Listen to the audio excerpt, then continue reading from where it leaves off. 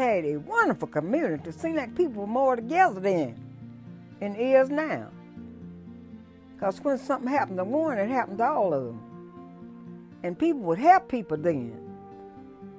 Yeah, people would help you. If you weren't able to do it, then they would help you to do it. See, you just had more help and more cooperation in the community.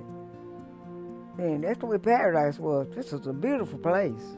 On Saturdays, that was the day that the big washing was going on. They had the fires and the wash pots that they would wash the sheets, and you would see the ladies out there, and it's singing going on. I heard it first, and then I saw it. But it was just that sweet harmony and the melodies that were going on. And someone said, it sounded like paradise. We were one of the first blacks to ever own front property. You know, back in the day, during slavery, to own property was not known for a black man.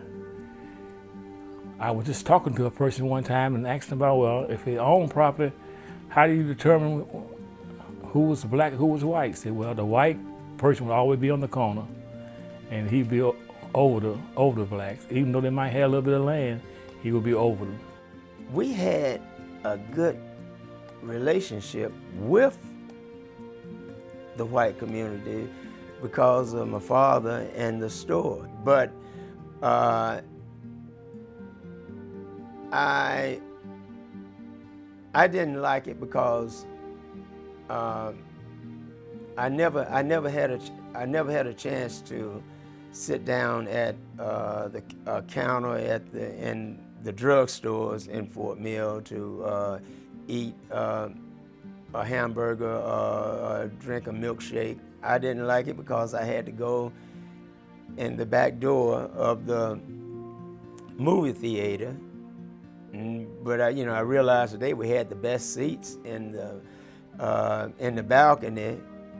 But the segregation, it wasn't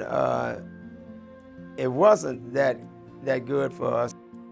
We went to school up there for a while, and then said we'd move again. See, as we moved, then we went to school where I was telling about where Miss Della White taught, down on Lancaster Highway right here. And that was just a one room. But most all schools I went to in the country, see, was one room schools, We just had, one teacher. That's all we had when we were here. Back at that time, see. We didn't have no lot of teachers or nothing like that. You didn't have one room and you didn't have one teacher. That's all you had. So I remember Miss White, she taught us in one school. Then Miss Della White, she was the last teacher taught, because after Miss Della White taught, see, then I wasn't able to go to school no more. I wasn't even able to finish with Miss Della White. See, I just, like I said, I had to quit and go to work. Help my daddy to take care of the rest of the children, because we had such a large family. So just, I just tell you right now, it was just rough at that time. That's when I realized about the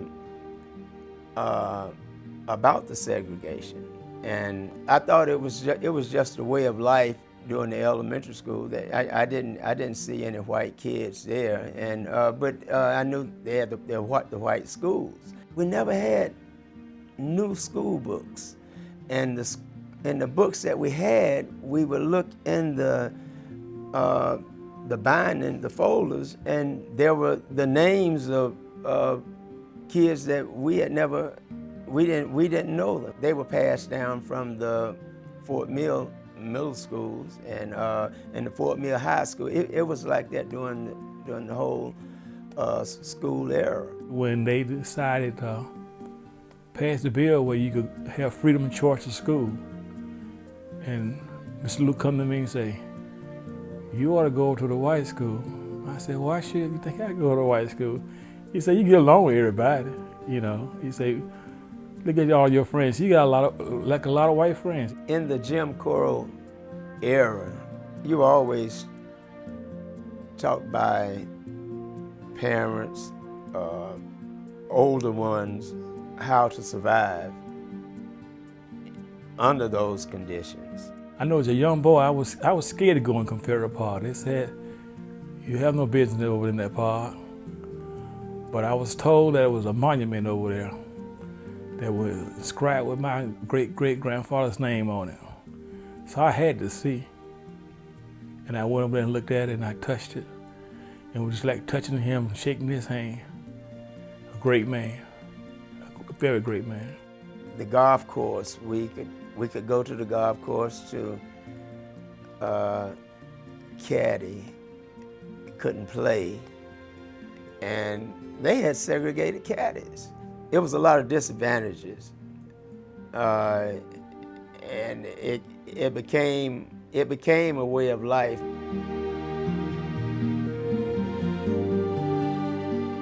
Fort Mill of today is open. It's a new day, and I don't think Fort Mill tried to hide the history. It's a good place to be.